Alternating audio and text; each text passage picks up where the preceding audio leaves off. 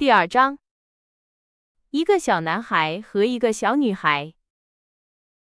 在一座大城市裡，住着很多人，有很多的房子，地方太小了，不是每個人都能有一個小花園，所以大多數人只好滿足於在花盆裡種點花。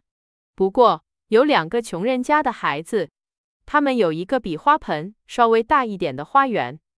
他們不是親兄妹，但彼此相愛，就像親兄妹一樣。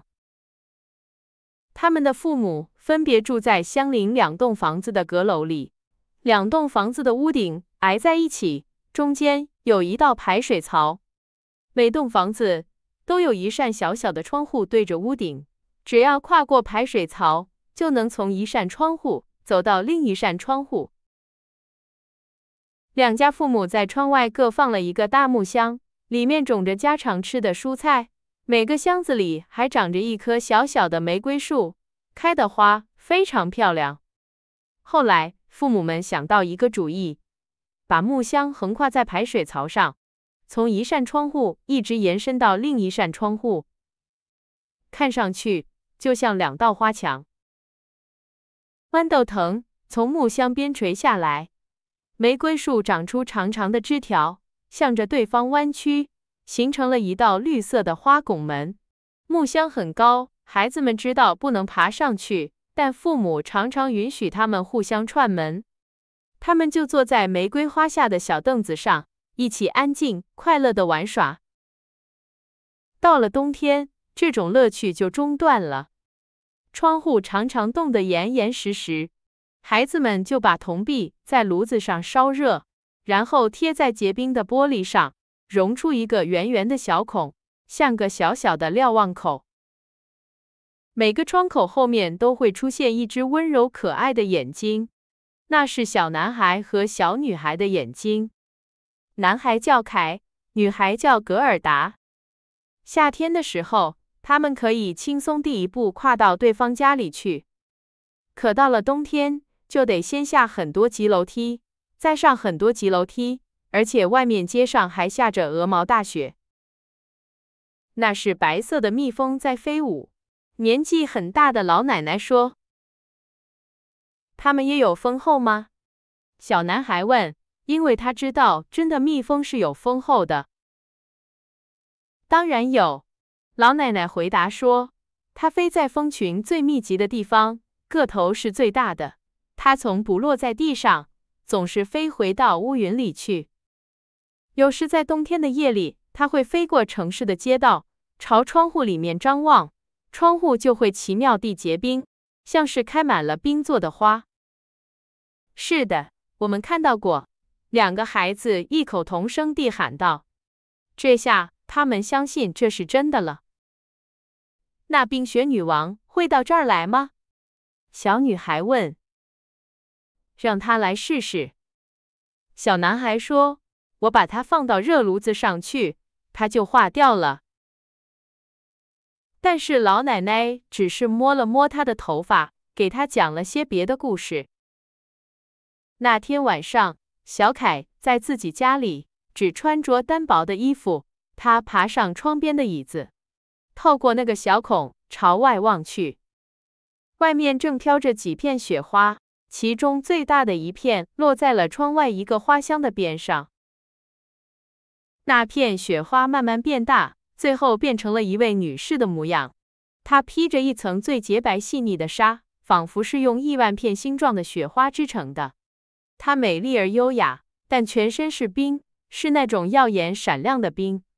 但她卻是活着的。她的眼睛像2顆明亮的星星，但目光裡沒有一絲安寧和溫暖。她朝窗裡點了點頭，招了招手。小男孩害怕起來，從椅子上跳下來。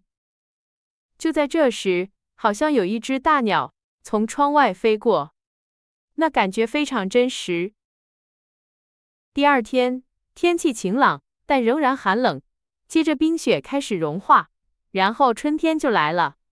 太陽出來了，綠葉發芽了，燕子開始築巢，窗戶也打開了，孩子們又能回到屋頂排水槽上的那個小花園裡去了。這個夏天，玫瑰花開得格外茂盛美麗。小女孩學會了一首關於玫瑰花的歌謠。她看着自家的玫瑰時，就想起了這首歌。她唱給小夥伴聽，她也跟着一起唱。山谷玫瑰正盛開，聖嬰耶穌多可愛，賜予我們玫瑰栽。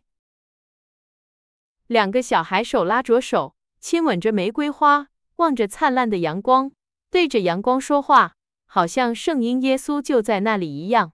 那真是快樂的夏日時光，外面的一切多麼美好啊！旁邊是鮮豔的玫瑰叢，它們仿佛永遠也不會凋謝。凱和格爾達正坐在一起看一本有動物和鳥兒的圖畫書。這時，大鐘樓上的鐘敲了5下。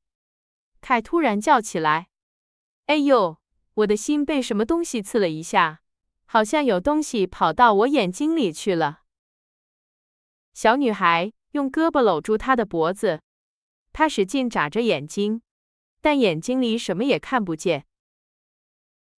我想它已經掉出來了，她說，但其實沒有，那正是魔鬼鏡子上掉下來的一小粒玻璃碎片，就是那面可怕的鏡子，你們還記得吧？它能把所有偉大和美好的東西都縮小變醜，而把所有壞的、邪惡的東西都突出出來。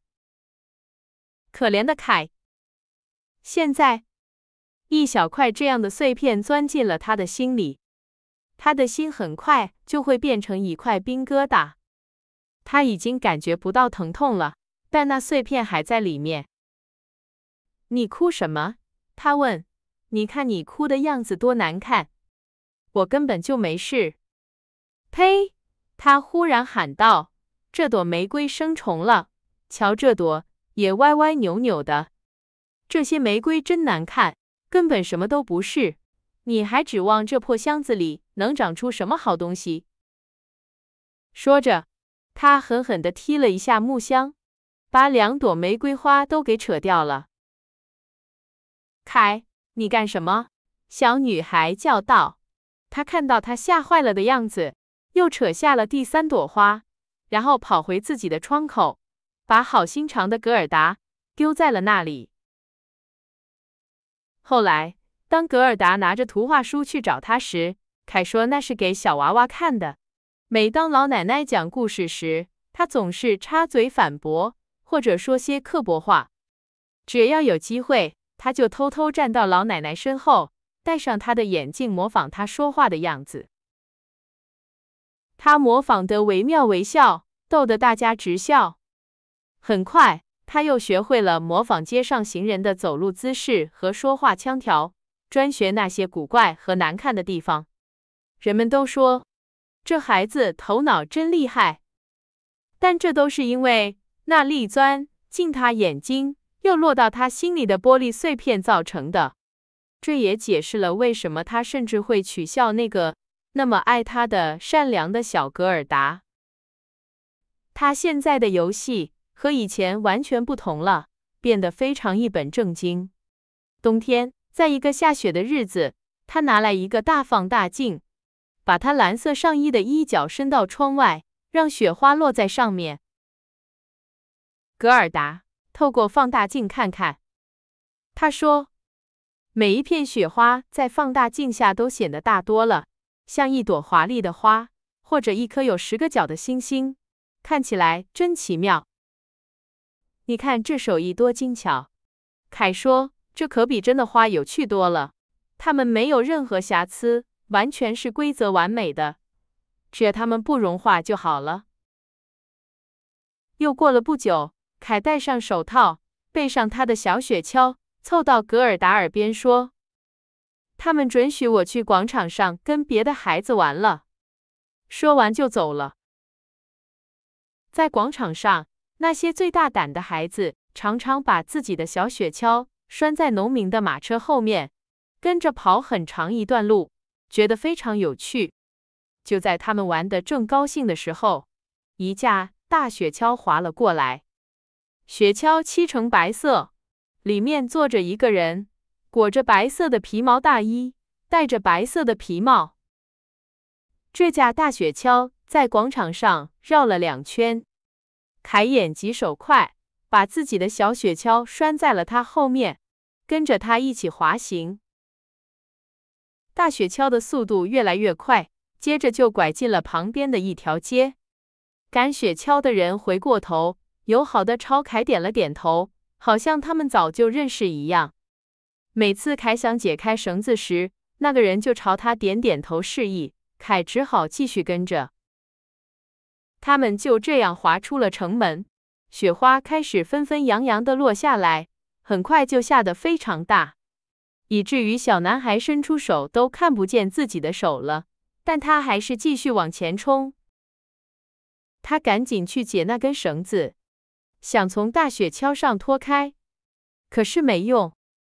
他的小雪橇牢牢地繫在上面，它們像風一樣飛馳。他大聲呼喊，但是沒有人聽見。雪不停地下着，雪橇飛速前進，時不時還猛地跳一下，像是在跨越溝渠和籬笆。他嚇壞了，他想念主禱文，可是腦子裡只記得乘法口訣表。雪花越變越大，最後看起來像一群大白鳥。突然，它們向旁邊一跳，大雪橇停了下來，趕車人站起身。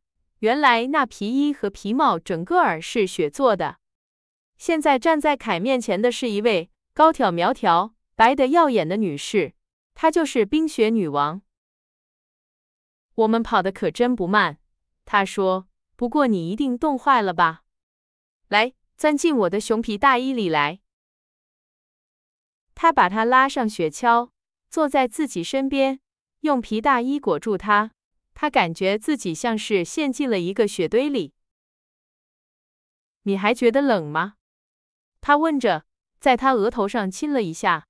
哦，他的吻比冰還要冷，寒氣直透進他的心底。他的心本來就已經凍住了一半。那一瞬間，他覺得自己快要死了。但這感覺只持續了片刻，接着他就覺得好多了，甚至感覺不到周圍的寒冷了。我的雪橇，別忘了我的雪橇。他這才想起來，他的小雪橇被拴在一隻大白鳥身上，那隻鳥正背着雪橇跟在他們後面飛。冰雪女王又親了凱一下，於是他把格爾達老奶奶和家裡的所有人都忘得一乾二淨了。現在我不會再親你了，他說，不然你會被我親死的。凱望着她，她真是太美了。他覺得再也想象不出比她更聰慧、更迷人的面容了。她現在看起來一點也不像冰了，不像之前他隔着窗戶看見她在外面點頭時的樣子。在他的眼裡，她是完美的，他一點也不害怕了。他告訴她自己會心算，連分數也沒問題，還知道這個國家有多少平方英里，面積有多少居民。他只是微笑着聽。這時他忽然覺得自己知道的這點東西實在太少了。他抬頭仰望着廣闊的天空，女王便帶着他向上飛去，飛得越來越高，飛入了烏雲深處，飛進了呼嘯的風暴中。風暴在歌唱，就像在唱古老的歌謠。他們飛過森林和湖泊，飛過海洋和陸地。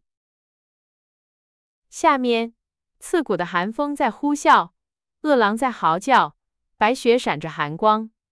頭頂上，漆黑的烏鴉嘎嘎叫着飛過，而更高處，月亮又大又亮地照耀着。凱望着月亮，度過了漫漫長夜。天亮時，他睡着了，躺在冰雪女王的腳邊。